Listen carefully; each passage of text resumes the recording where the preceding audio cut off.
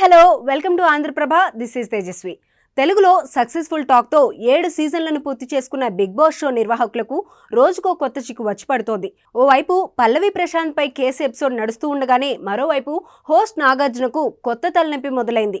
ఆయన్ను అరెస్ట్ చేయాలంటూ హైకోర్టులో ఓ పిటిషన్ దాఖలైంది. బిగ్ బాస్ పేరుతో కంటెస్టెంట్లను అక్రమంగా 100 రోజుల పాటు నిర్బంధిస్తున్నారంటూ అడ్వకేట్ అరుణ్ కుమార్ ఈ పిటిషన్ వేశారు.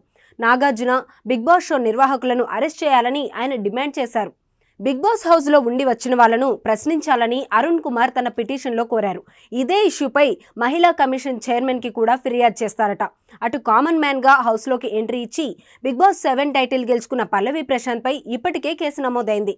బిగ్ బాస్ హౌస్ నుంచి ప్రశాంత్, అమర్ బయటకు రాగానే ఫ్యాన్స్ రెచ్చిపోయారు. ఇద్దరి ఫ్యాన్స్ మధ్య గొడవ జరిగింది.